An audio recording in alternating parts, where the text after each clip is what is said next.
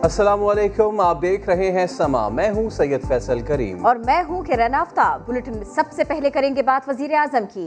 पाकिस्तान को ज़र मुबादला भेजने वाले मुश्किल में क्यों हैं? इमरान खान समुंदर पार पाकिस्तानियों की सिटीजन पोर्टल पर शिकायत पर पाकिस्तानी सिफारतकारों से नाराज। कहा सिफारत खाने पाकिस्तानियों को मुतमईन नहीं कर रहे। UAE और सऊदी अरब में पाकिस्तानी सिफारत खानों की शिकायत बहुत ज्यादा है। समंदर पर पाकिस्तानियों से नारवा सलूक नाकाबिले बर्दाश्त है। इमरान खान ने ओवरसीज पाकिस्तानियों को कीमती असासा करार दिया।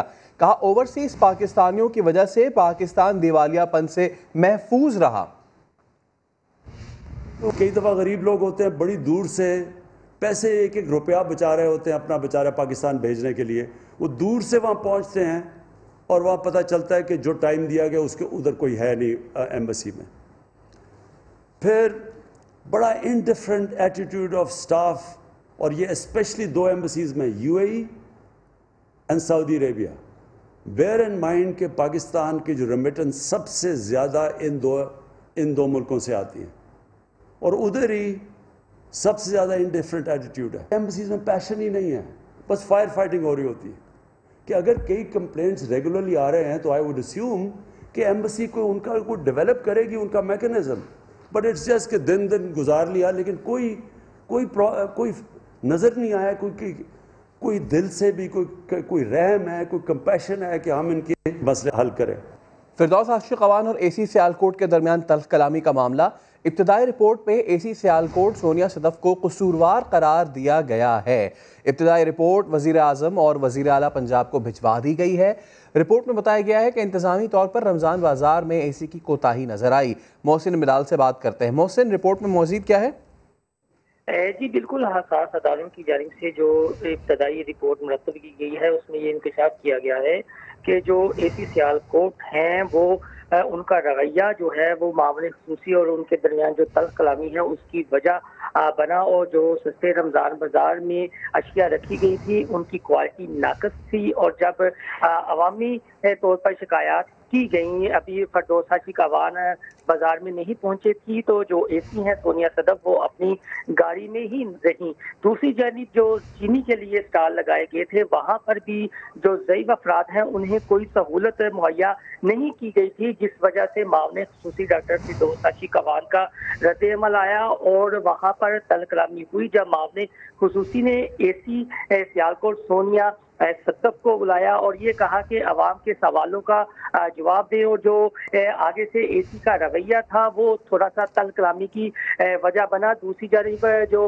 रमज़ान बाजार का जब हसास अदारों की जानिब से अपने ताईं सर्वे किया गया और रिपोर्ट ली गई और लोगों के वहाँ से तासुरात कलेक्ट किए गए, जो रिपोर्ट वज़ीर आज़म और वज़ीर आला पंजाब को भेजी गई है उसमें यह भी इंकशाफ हुआ है कि जो क्वालिटी के फल थे वो भी नाकिस थे और इस तरह गैर मियारी अशिया की वहाँ पर बहुतायत थी, जिस वजह से ये तनाज़ा खड़ा हुआ। जी ठीक है, बहुत शुक्रिया, आपने अपडेट किया। और पंजाब हुकूमत ने 8 मई से मुकम्मल लॉकडाउन का ऐलान कर दिया। हर किस्म की पब्लिक ट्रांसपोर्ट और सयाहती मुकामात बंद रहेंगे। लॉकडाउन के दौरान शहरियों की दाखिली और खारजी रास्तों पर चेक पॉइंट्स कायम किए जाएंगे जहां उन्हें चेक किया जाएगा। पुलिस, रेंजर्स और फौज यहां तैनात होगी। लॉकडाउन का फैसला वजीर सेहत पंजाब यास्मीन राशिद की ज़ेर सदारत इजलास में किया गया। यास्मीन राशिद का कहना था कि कोरोना पर काबू पाने के लिए अगले 15 से 20 दिन निहायत अहम हैं। शहरी मोहलिक वायरस के खिलाफ हुकूमती इक़दामात पर अमल दरामद करें।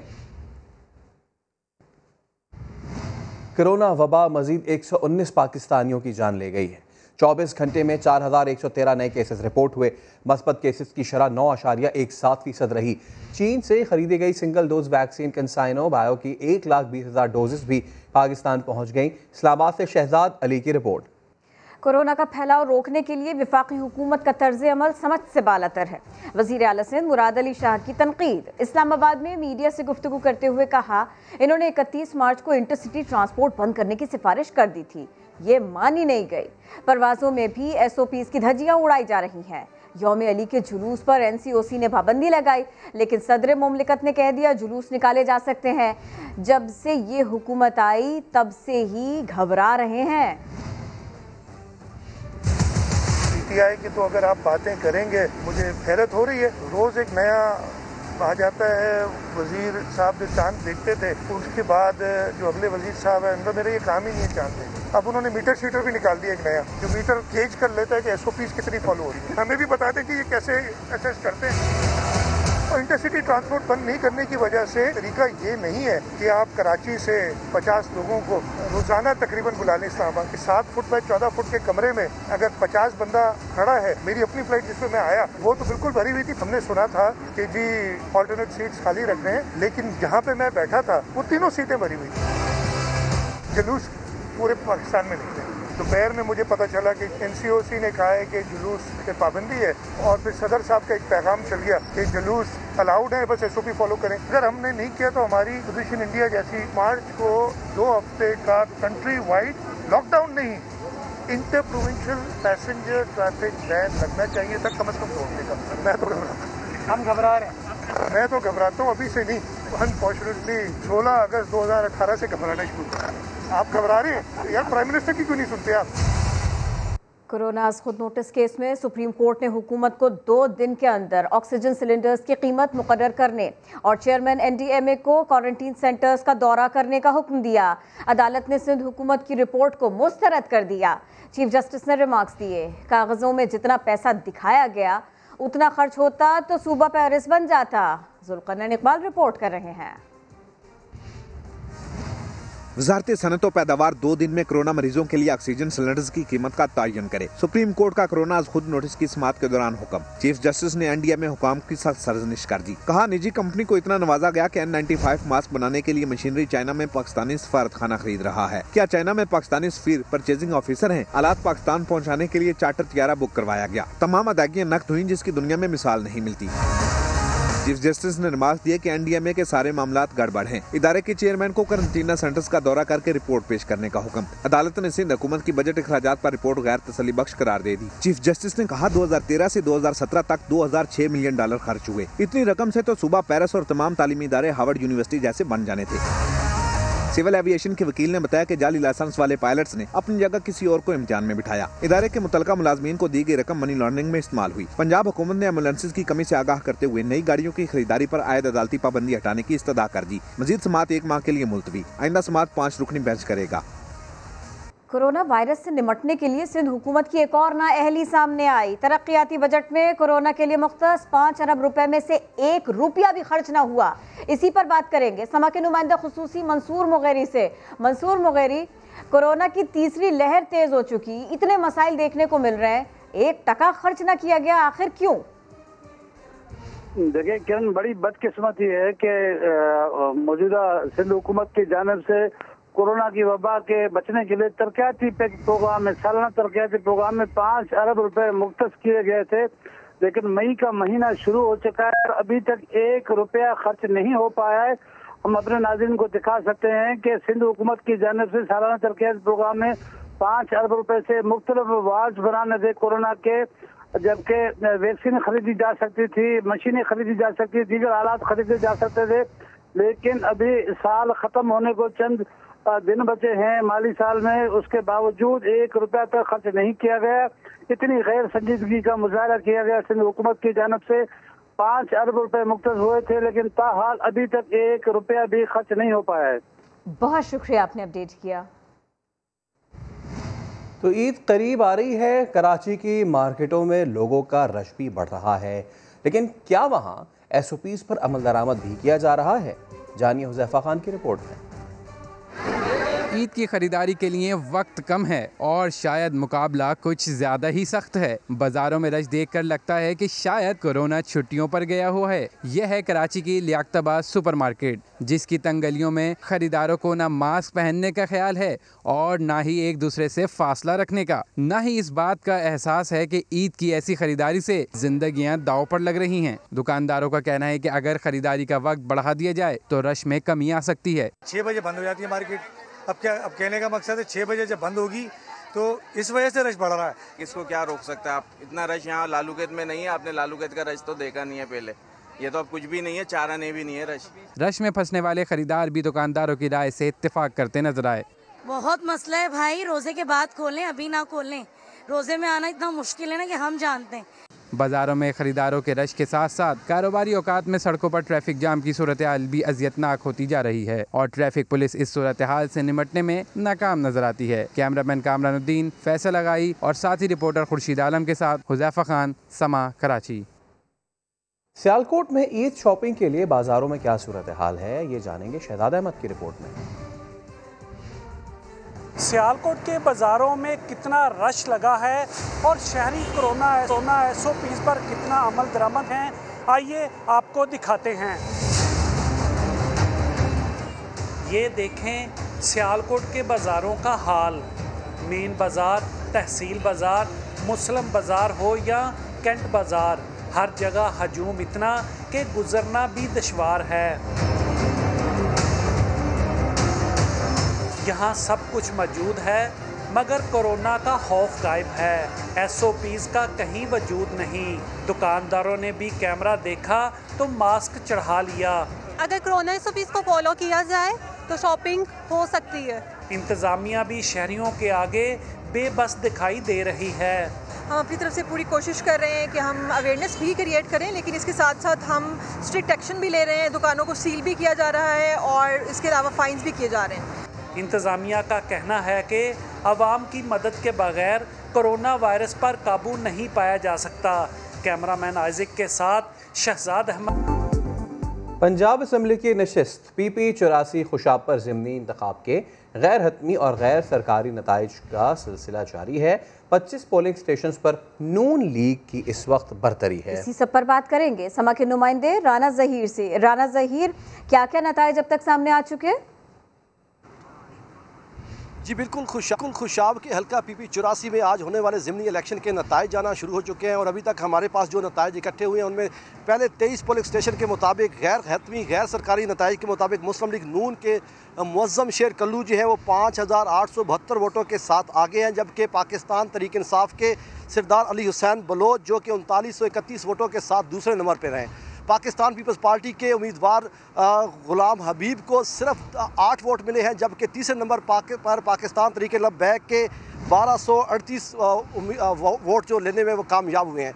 आपको बताते चलूँ कि अभी तक जो है पाकिस्तान मुस्लिम लीग नून को 1347 वोटों की बर्तरी हासिल है। 229 पोलिंग स्टेशन है जिनमें अभी तक पहले ये 23 पोलिंग स्टेशन का नतीजा जो है वो मैं आपको बता रहा हूँ। ये नशिस्त जो है ये खुशाब से मुस्लिम लीग नून के मलिक मोहम्मद वारिस कल्लू की कोरोना से वफात के बाद खाली हुई थी, जिसके ऊपर जो है उनके बेटे मुअज़्ज़म शेर कल्लू जो कि मुस्लिम लीग नून के उम्मीदवार थे उनके और वो उम्मीदवार थे उनके दरमियान मुस्लिम लीग पाकिस्तान तहरीक इंसाफ के सरदार अली हुसैन खान बलोच के दरमियान कांटे का मुकाबला मुतवक्के है। अभी तक जो वो 1347 वोटों के साथ पहले 23 पोलिंग स्टेशन के नताइज के मुताबिक पाकिस्तान मुस्लिम लीग नून आगे जा रही है। बहुत शुक्रिया, आपने अपडेट किया। वज़ीर ख़ज़ाना ने मईशत की बेहतरी के लिए सियासी इस्तेहकाम को ज़रूरी करार दिया। कहा मुआशी मामलात में इत्तेफ़ाक़ राय के लिए सियासी जमातों से बातचीत करेंगे। उन्होंने IMF से हालिया मुआहदे को मुश्किल करार दिया। बोले आलमी मालियाती इदारे का तरीक़ा ही यही है कि सांस बंद कर दो। IMF से कहेंगे कि कुछ मौका दिया जाए। बिजली की कीमतें बढ़ाना मसले का हल नहीं, आम आदमी तंग आ चुका।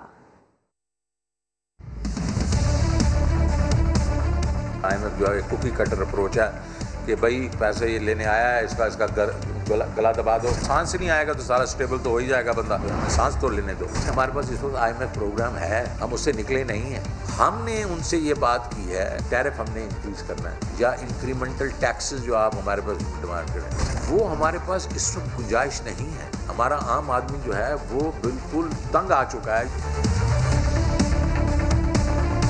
हमें आप ज़रा कुछ स्पेस दें। Tariff increase is not the only way to raise money. इनको माजरत करेंगे जब पीपल थिंक कि हम IMF प्रोग्राम से निकलने की कोशिश करें, नहीं, हम नहीं निकलेंगे। ये IMF प्रोग्राम था, ये काफ़ी डिफिकल्ट था। हमारे लोग क्यों नहीं टैक्स नेट में आते? इसलिए नहीं आते कि हरासमेंट है उधर। हरासमेंट जो है उसको कम करेंगे, बल्कि एलिमिनेट कर देंगे। हमने रेवेन्यू को जो वो टारगेट की बात करें, हमने उनको कहना आप हमें टारगेट न दें, क्योंकि हमें पता है कि हमने बढ़ाना है। मार धाड़ हमने नहीं करनी। 35 शहर जो हैं वो उनको उनसे ये प्राइसेस लेते हैं। 11 तो सिर्फ कराची है, 7 जो है लाहौर हैं, वो डिफरेंट इलाके हो गए, वो 7 भाई बाकी शहर पाकिस्तान में नहीं बसते। I believe in the independence of central bank. वाजुब होना चाहिए, बैलेंस होना चाहिए। सेंट्रल बैंक होता है वो मुल्क के लिए होता है ना, हुकूमत की डेवलपमेंट को सपोर्ट करना चाहिए। मेरा नहीं ख्याल कि इंडिपेंडेंस मीन्स के बिल्कुल मादर पिदर आज़ाद हो जाएंगे। हमारी ब्यूरोक्रेसी इस वक्त जो है वो डरी हुई है, नैप से डरी हुई है। आज तो बिल्कुल ब्रेकें लगी हुई हैं, इसको हमने ठीक करना है। Get out of the graveyard,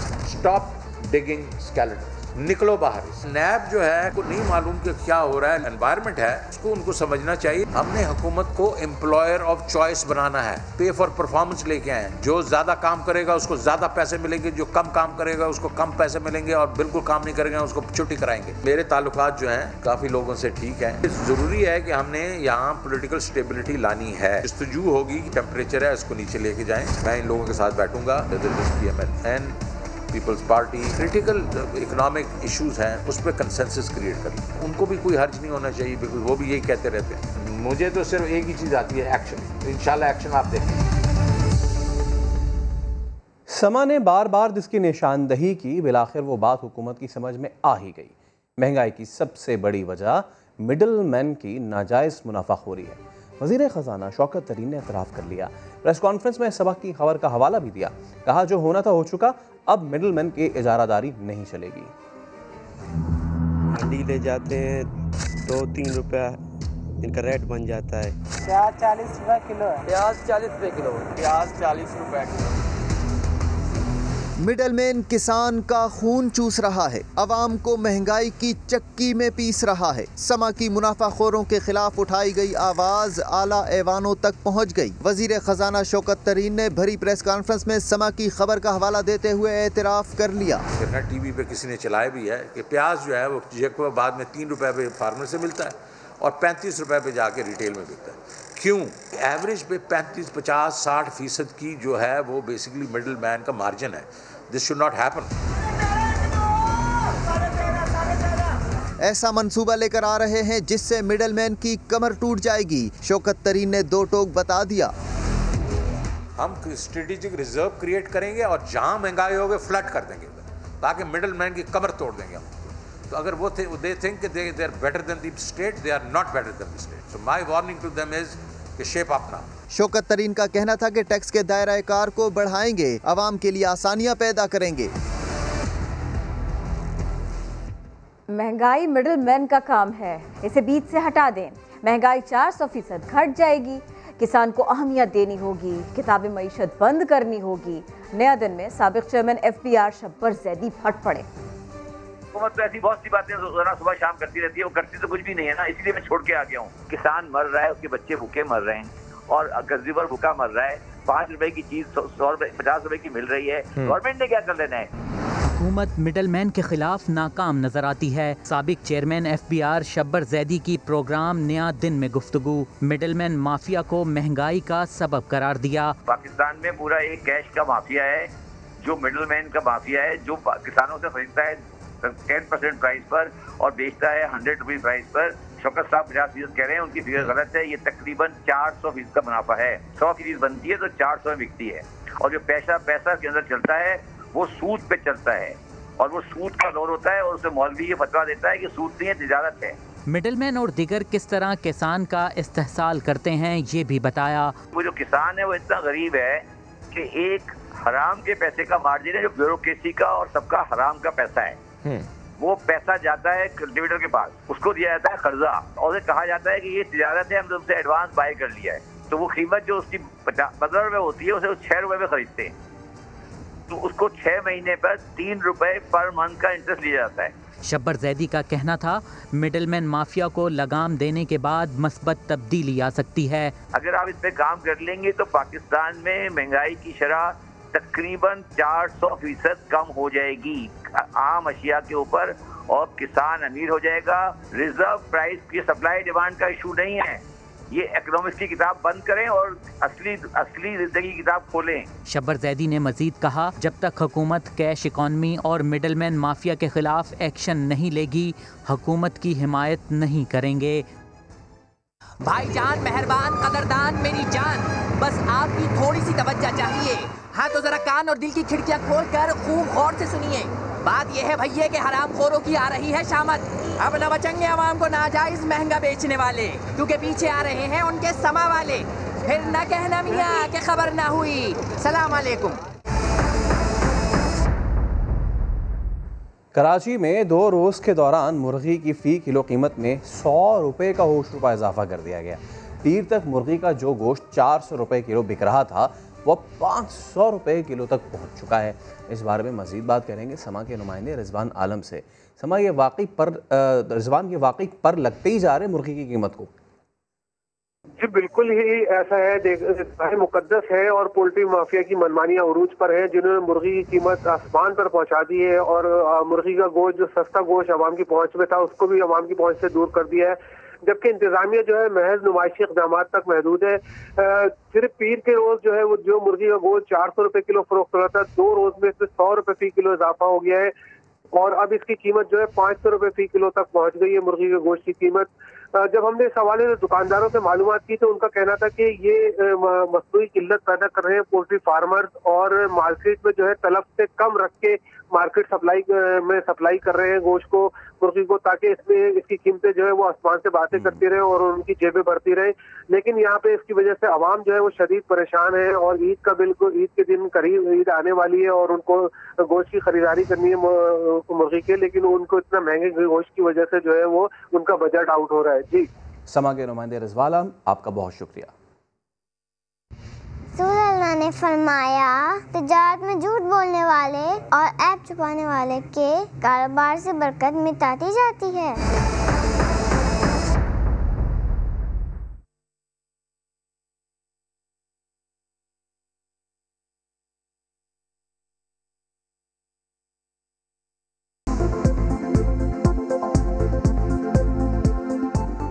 पाक अफगान बॉर्डर पर सरहद पार से दहशतगर्दों का हमला, बाड़ लगाने में मसरूफ FC के 4 जवान शहीद हो गए, 6 जख्मी भी हुए।